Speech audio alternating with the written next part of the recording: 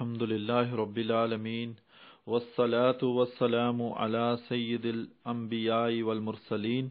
Amma ba'd, fa'auzu billahi minash shaitanir rajeem. Bismillahir Rahmanir Rahim.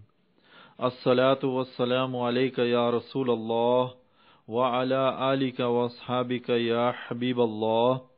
As-salatu wassalamu alayka ya Nabi Allah wa ala alika wa ashabika ya Nur Allah.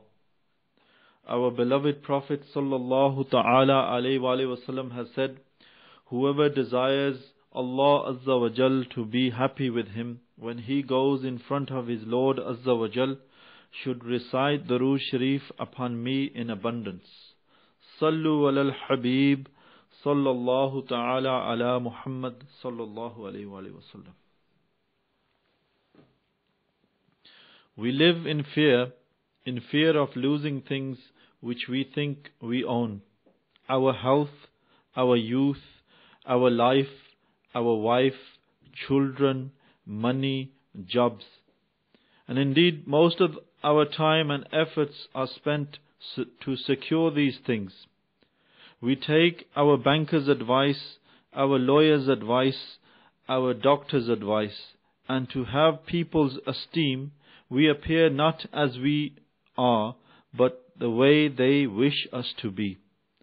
Some fear losing their good reputation, honor, respect, and love of others.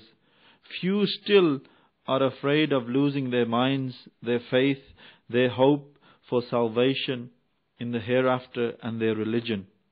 The very few who are afraid to lose their faith and their place in paradise squeeze in a few minutes of prayer a day, a few days of fasting a year. We complain of fatigue, stress, injustice, lack of good luck, and complain about just about everything and everybody. And we rarely find faults with ourselves. In spite of all this, we cannot eliminate our fears. In fact, the more we try and fail, the worse we feel, and our fears increase. This is the state of the whole world. The solution which the rulers of this world have found is to offer circus and wine, amusement and fun. Take a break, have a night out.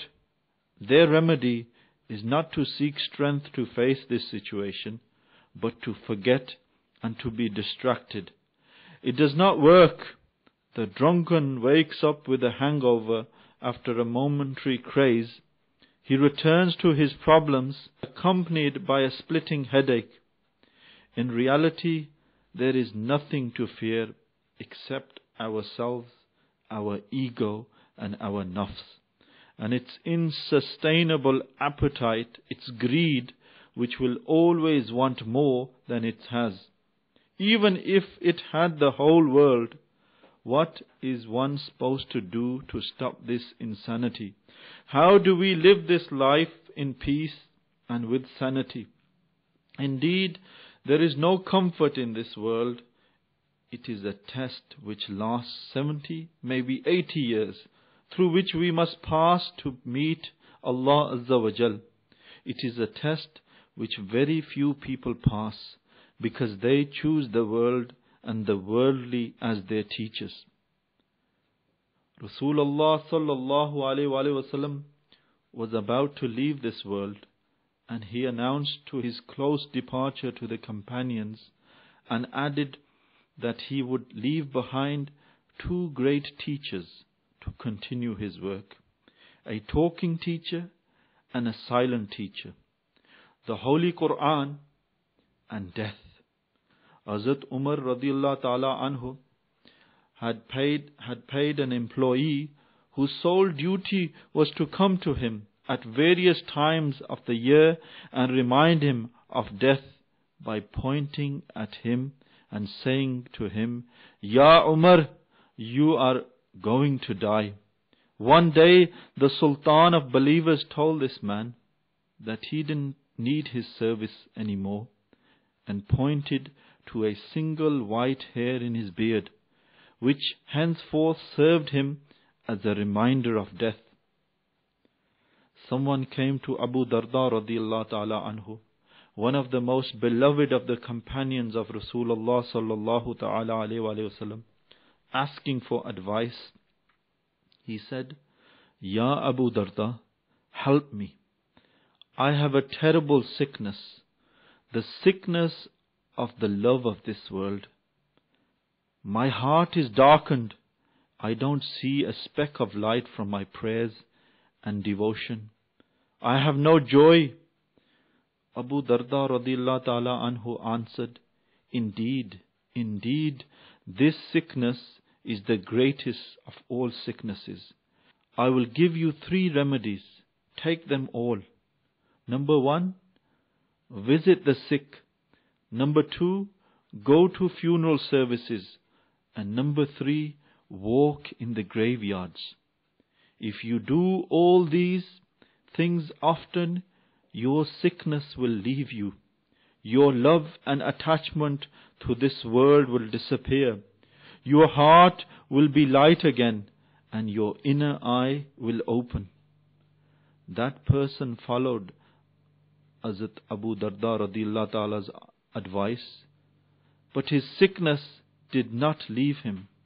He came to complain to Abu Darda radiyallahu ta'ala anhu, who told him, if you visited the sick like some doctors and nurses do, believing that they can cure them and doing it as part of their profession and livelihood, and if you attended the funeral services like some priests do, judging by the flowers and the crowd of relatives, thinking of the payment which he will receive for his services, and if you walk in the graveyards reading the tombstones, glorifying the worldly deeds of the dead, you haven't done any of the things that I asked you to do. He carried on, radiyallahu ta'ala anhu, when you visit the sick, see yourself in his place, suffering, unable to eat and drink, near death, as it will be like that for you too soon or later. What is all this running around? What is all this fighting about? Talk to your ego, your nafs, and show it that helpless, dying creature. Take heed. Soon this is going to be your end. Leave the love of the world. When you go to the funeral services, imagine that you are lying in that wooden box, wrapped in a piece of cloth, nude as the day you were born. All your goods, all your money, all our fame, your home, your wife, your children, everything which you have loved is left behind. Tell your nafs that lovely wooden box is a vehicle in which will soon ride, as everyone has and everyone will. All those goods which you have accumulated with such pain and effort, all the reputation, the result of so much pretense, will be scattered. Show our nafs that. Show your ego that. Show it how all those who thought they loved the dead person are turning their faces away from him. Although he left everything to them, he can't bring with him a drink of water or a mouthful of food. No one knows what will happen to him, and neither does he. Then ask your nafs, ask your ego if it is ready. When you go to the graveyard, look under the earth upon which you are treading. Tender skins lie rotting, handsome heads falling from their bodies, beautiful eyes filled with earth, singing like nightingales, either for the glory of the world or the glory of the Creator, have become food for insects. All their wrongdoings have turned into ugly monsters biting them.